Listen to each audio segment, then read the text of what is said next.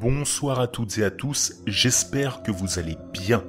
Aujourd'hui, j'aimerais vous présenter une histoire qui m'a fait un peu frissonner, parce qu'elle peut arriver à tout le monde. Je l'ai glanée sur le subreddit Let's Not Meet FR. En gros, ce sont des histoires réelles racontées par des utilisateurs et qui mettent en scène une rencontre étrange, flippante qu'ils ont faite. Et aujourd'hui, je vais vous raconter celle de Juliane. Une histoire qui lui est arrivée quand elle habitait encore dans sa ville natale. Elle travaillait dans une librairie. Elle venait seulement en 5 heures par jour, une semaine sur 2. Pour tout le reste, c'était du 9h-19h. Un jour, alors qu'elle passait par la rue pour aller au travail, elle a croisé un SDF qui lisait le journal. Le journal était très usé et déchiré un peu partout.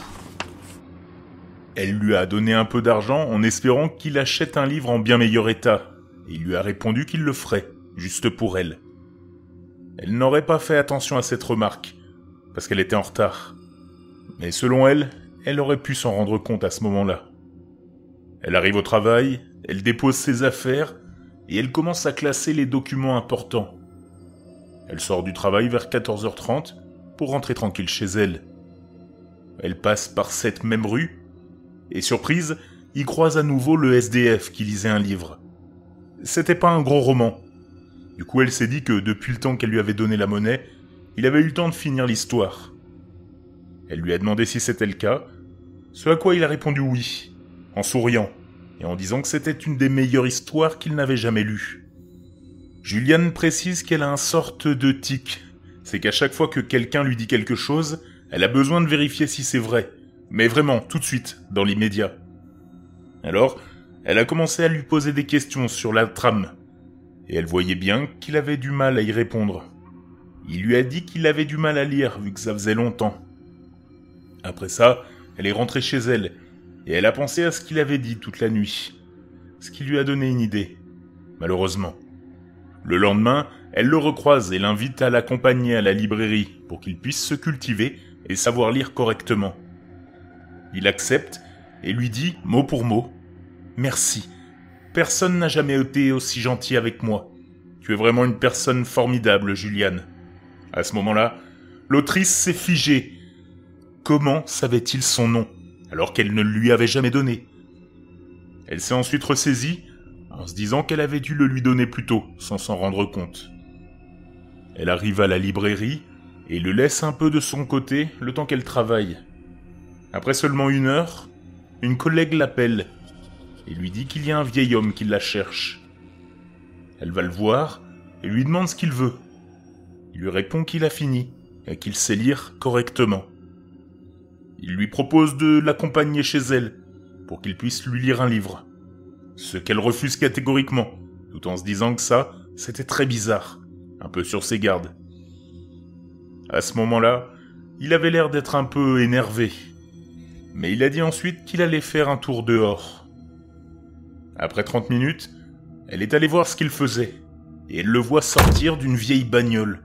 De loin, par la fenêtre, l'intérieur est poussiéreux, et il y a des sortes de petites feuilles coupées en carrés, et un peu sombres sur le siège. Elle n'y prête pas attention, seulement au fait qu'il a une voiture, alors qu'il est censé être SDF. Elle retourne dans la librairie, avant lui, et elle le voit rentrer, aller derrière une petite bibliothèque.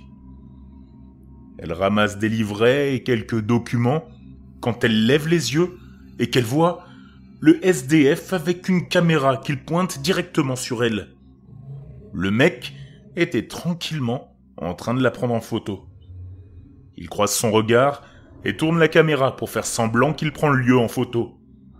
Elle va le voir et lui dit qu'elle va rentrer chez elle et qu'il peut rester ici jusqu'à la fermeture. Elle arrive chez elle, termine d'écrire quelques petits trucs et va dans sa chambre pour se coucher. Elle s'endort, mais elle se réveille en sueur, ayant l'impression d'avoir entendu quelqu'un toquer à sa porte. Elle essaie de se rendormir, mais elle commence à entendre quelques bruits, comme si quelqu'un chuchotait. Elle comprend que les sons proviennent d'à côté de sa porte. Elle s'y dirige et se concentre sur ce que les chuchotements disent. À ce moment-là, elle reconnaît immédiatement la voix du SDF. Et elle se rend bien compte que depuis le début, il est en train de lui lire une histoire. Elle court dans les toilettes, se saisit d'un téléphone et appelle la police. Elle explique la situation et ils disent qu'ils vont arriver dans 15 à 20 minutes.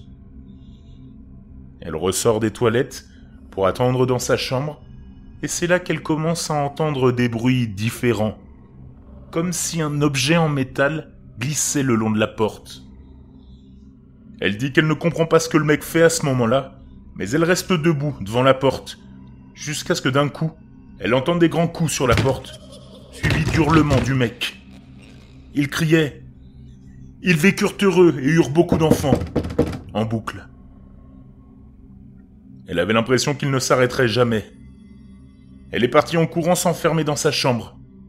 Environ 20 minutes plus tard, la police est arrivée et elle a entendu des personnes crier « Police, les mains en l'air !» et des gémissements. La police lui a dit qu'ils étaient là et que tout allait bien, qu'ils avaient emporté le vieil homme. Elle leur a ouvert la porte et les agents de police lui ont dit qu'ils comptaient la rappeler s'il y avait des nouvelles. 2 jours plus tard, elle a reçu un coup de fil. Et devinez quoi ? Le vieil homme n'était pas du tout SDF. Il la suivait depuis bien plus longtemps qu'elle ne le pensait. Et le jour où il était devant chez elle, il avait ramené un couteau. Mais pas un couteau normal, non. Un couteau de boucher. Ils ont fouillé sa voiture et ont trouvé des photos d'elle. Un rouleau de scotch, une ficelle, ainsi qu'un carnet où il y avait noté son adresse et une sorte de plan pour l'attraper. Alors Reddit, méfiez-vous des apparences.